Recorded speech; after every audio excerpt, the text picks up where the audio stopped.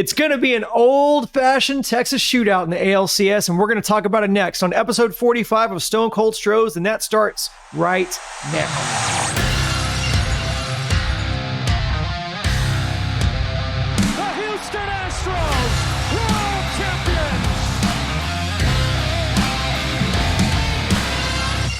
Welcome into Stone Cold Stros. I'm Brandon Strange with Charlie Palillo and Josh Jordan. Follow them on X at Palillo and at Josh Jordan 975. The full version of this podcast is available in audio form right now at places like Apple and Spotify or wherever you get your podcasts. All those links are in the description if you're watching on YouTube. Charlie, it's episode 45. Which Astros player who wore the number 45 are you shouting out this week? A couple of notable candidates. I shall go back to the 80s with relief pitcher Dave Smith, who until Billy Wagner came along was the greatest closer in Astros history. In fact, you could actually argue for Dave Smith. Postseason was not kind to him, as it really wasn't for Billy Wagner. Dave Smith, his last 7 seasons with the Astros, never had an earned run average higher than 2.73. And in fact, his Astros career ended with a 2.53 ERA, the identical number posted as an Astro by Billy Wagner. Well, before we get into our intrastate ALCS matchup, let's take a quick look back at the Twin series. I want to start with the environment. Charlie, you were there on the front lines. Now, on the broadcast, it really felt like the Astros did a great job in both games in Minnesota to kind of keep the home crowd at bay and out of it. What were your observations on the front lines there? I mean, they had a frothed-up crowd ready to go. They had their chance against the champ, and then the Astros land a haymaker with 4 in the top of the first of Game 3 that just sucked the air out of the balloon immediately. The Twins respond with 1 run and nothing more after that. Game 4, a close game, but the Twins never sustained any sort of rally where the crowd could build upon itself and you get this crescendo and wave of noise. I don't think it was ever really going to fluster the Astros at some point, but it could have benefited the Twins, but they didn't do enough to sustain it, right? They hit 2 solo home runs, never strung together base hits, put together a big inning, and in the end, the better team won. Jose Abreu has been as big of a lightning rod on this team as there is. I mean, we talk about Maldi and Dusty, but Jose Abreu is right up there because of the contract, the fact that he was signed prior to a GM being put in place by Jim Crane. And so he just, for better for worse, has kind of taken on a lot of the hits because of his performance.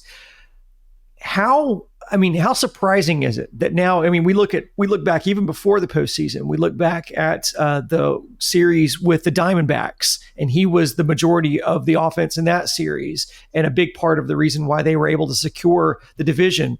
And then in this series, him and Yordan Alvarez were the offense.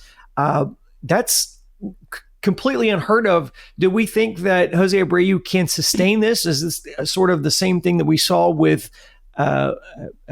Yuli last year, where he just struggled all year, and then all of a sudden, with the additional ability to rest, he could just perform? Or is this something that it's a matter of once he was off that IL, his back is better, and now he's just a different player? Poo-poo platter. A lot of things on there. That's a Chinese restaurant thing, not an excremental reference, for those unaware. What an amazing 2 weeks of, if you want to call it redemption or vindication for Jose Abreu. It doesn't unring the bell that he was awful for 5 months of the regular season. And if he'd been good, well, maybe the Astros wouldn't have been fighting down to the very last day to get into the playoffs. But that was then. This is now. You make your career April through September. You can make your legend in October. And in short stretches, bad players can get hot. Great players can go cold. In Astros history, Bagwell and Biggio, phenomenal players, but for the most part in October, terrible. Were they terrible players? No. But when you evaluate their legend and where they're going to rate for many in Astros lore relative to, say, Jose Altuve, and on the come, Yordan Alvarez at just 26 years of age. So it's just like series baseball overall, right? Best of 5, best of 7, a 3-4 week window in October is not going to necessarily mirror. Oftentimes it's going to reverse it from what happens over the run of 162 games. Abreu's career resume certainly suggests he can have a power jag like this. though the regular season this year until September did not do much of that. That's part of what draws us to all this, right? If we knew for sure what was going to happen, why would we care? Yeah, I think Charlie hit on it there. It's the power. That's where I think it's different than the Yuli situation. Yuli was clutch, pushing some hits through the infield, coming through with defense, but it's the power. Abreu's blasting balls to the opposite field into the upper decks and doing it regularly. And when I look at the stats here, when I look at before the All-Star break and after the All-Star break, he was hitting 237 before and 238 after. But the big difference, slugging went from 344 to 447. OPS from 630 to 760. So you see that big jump there. And if you just look at September and October, his batting average is 237. I mean, basically what it was in the first half. It's crazy. But then you look at the slugging, 536, OPS, 835. So just the power is coming through. Batting average staying about the same, but who cares? The RBIs are there. Way to go, Dusty. He stuck with them. We were all concerned about him hitting fifth, but Dusty had the magic touch there, and way to go for Abreu to just push through. Because Dusty said in the post game after the final game against the Twins that Abreu kept telling him, it's okay. When he was good, when he was bad, he'd say it's okay. And Dusty was like, when he was going bad, I was like, it's not okay. But apparently Abreu in his mind, he knew he'd come out of it. And way to go, Jose. Good job. Well, Brady, you mentioned the back. I think a couple of additional layers to this. Dusty overplayed him during the course of the year. This is a 36-year-old player who has been durable, a hallmark of what Jose Abreu has done. But you get older, you can benefit from time off. Out of the All-Star break, he was hot. After he rested, got the back right, later in the season, he came back, was productive. The postseason schedule, when you wrap things up early and just overall, there are liberal off days. Game, off day, game, off day. So I think this all funnels into Jose Abreu having a chance to go off, and man, has he. And Josh alluded to it. That was one of the more awesome opposite field home runs that you will see, 420 to right center. That was incredible. And some of the more, I'd call them anomalous stats for Jose Abreu. Like we know he had, the poor OPS throughout the season at some points being the sixth or seventh worst hitter in the entire league by OPS.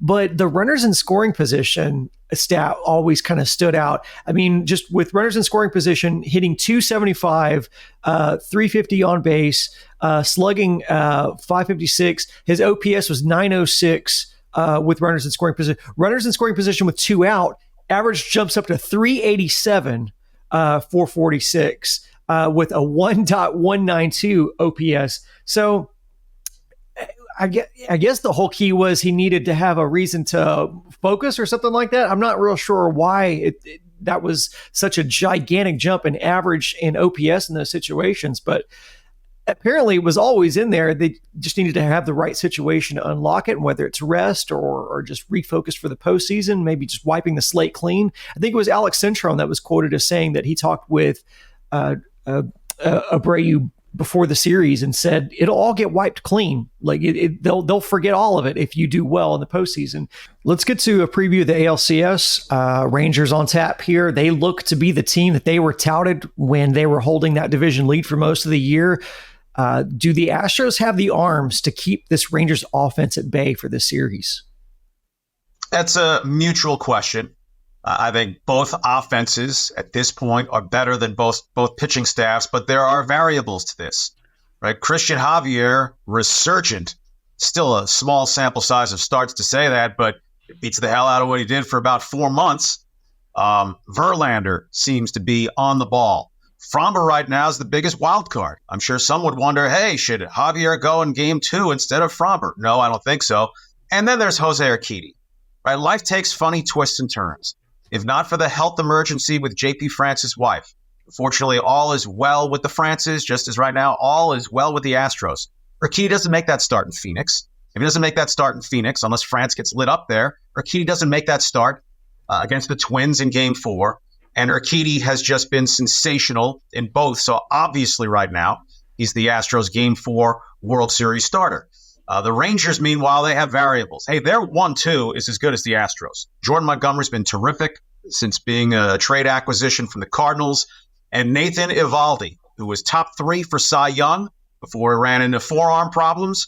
He came back and was shellacked consistently in September, but he was building back up. And now in 2 postseason starts, he has been brilliant. After that, is Max Scherzer returning? Is John Gray returning? Dane Dunning's a competent starter. Andrew Heaney, I think, less so. But in postseason baseball, I think Bruce Bochy can take 2 of those starters and pair them, whether it's Dunning and Scherzer in a game if he's back. If Gray is back, pair him with Heaney, however you choose to mix and match. Ultimately, though, the on-paper landslide advantage in a series goes to the Astros in the bullpen. Yeah, that's kind of where I was thinking that it's that bullpen. Once you hand it over, it's pretty tough. And Abreu just somehow seems to be getting better, which is really crazy to say. He almost looks unhittable. But I'd also give some credit to the AL West here. I mean, all we heard was how the AL East was the best division all season long. When push comes to shove, look what happened. It's the Rangers and it's the Astros. I think both of these teams are going to be good for the next several years. The Mariners are coming on. It's been impressive, but I think it's going to be a slugfest against the Rangers. You got to find a way to get some runs and get to that bullpen and get Fromber, get him back on track. That could be really huge. Hey guys, we'll get back to the podcast in just one second. I just wanted to quickly invite you to join Sports Map and our friends at Culture Map on October 25th for the Tailgate. It's an all-out celebration of Houston sports and you, its fans. There's going to be tailgate-inspired food from some great restaurants like FM Kitchen, Twin Peaks, the Waffle Bus, many more. There's going to be some signature drinks, some great fun game day activities, plus the VIP ticket holders can meet and greet with former Houston Texan Jonathan Joseph. Tickets are on sale now and include all the food and drinks. So use promo code SportsMap and you can get $10 off those ticket types. Head to tailgate.culturemap.com or click on the card on the screen right now to get your tickets today. Which out of the Rangers and Astros, who do you feel has the more deep lineup here? I mean, you're talking about 2 of the best offenses in baseball right now. Who's deeper? I give the slight edge to the Rangers at a given game 1 through 9, and to simplify, they don't have a Maldonado in their lineup. The Rangers led the American League in runs scored by a pretty good margin. They tied with the Twins for the league lead in home runs, but the Twins were a home run or bust type offense. The Rangers are a total package. And when the Astros just took them behind the woodshed in September, the Rangers lineup, nothing like it is now. All-star catcher Jonah Heim, very good offensive catcher. Hadn't refound his swing yet, coming off a stint on the injured list. All-star Rookie of the Year candidate third baseman Josh Young was on the injured list when the Astros were in Arlington in September. And Evan Carter, who has been brilliant, 21-year-old phenom outfielder, he hadn't made his major league debut yet. Adolis Garcia went down injured in that series against the Astros, and that was what led to the Rangers giving a shot to Evan Carter, who further lengthens their lineup. Yordan Alvarez and Jose Altuve have untopped postseason resumes between these 2 teams, but Corey Seager was better than both of them this season. And Corey Seager has an LCS and World Series MVP to his name as well. I think Marcus Semien is a major X factor for the Rangers. Led off every game the entire season, and obviously will so in this series. Streaky, but had a very good September.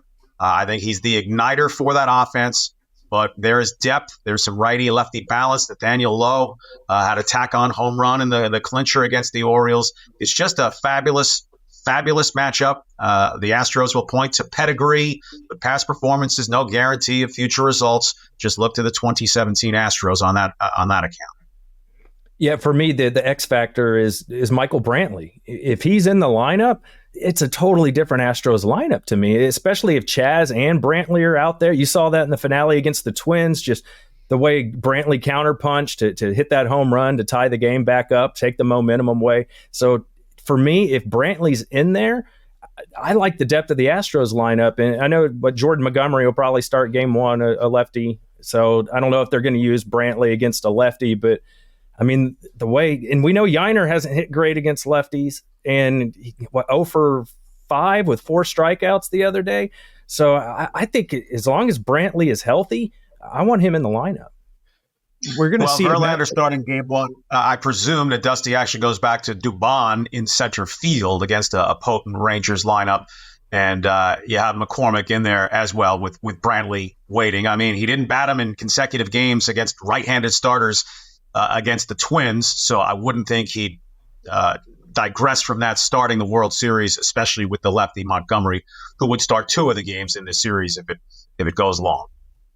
We heard from Dusty Baker after the game. He said, I'm going to face Bruce Bochy. He knows me. I know him. So there's, they do. You're talking about 2 of the more storied managers that this league has ever seen. Who has the advantage here? What do we expect to see out of this? These 2 tacticians? I really think it's all about the players. Unless there's an egregious decision a manager makes, and so often in the postseason, we see managers do things that make you go, what are you doing? Stop trying to show how smart you are, panicking because it's a short series situation. But neither Bochy nor Dusty are going to reinvent the wheel here. I don't think suddenly, hey, I'm going to bat Corey Seager leadoff and drop Semien down to the cleanup spot. Or that Dusty's going to promote Abreu to the 3-hole, drop Bregman down. And so it's about the players. You go to your bullpen and a guy fails. Is it because the manager made a lousy decision? Okay, if Dusty goes to Montero in a 4-3 game in the 8th inning, Dusty, what are you doing? Abreu, Presley, he's not going to do anything like that. So I expect the managers really to have very little to do with determining the outcome. It's not like you use a lot of pinch hitters. Neither team's going to suddenly put on the hit and run. So this is a player versus player World Series spot on the line. For me, the managing comes down to the bullpens. Charlie was talking about it, and that's where I was a little critical of Dusty. I thought he made a mistake going to Hunter Brown.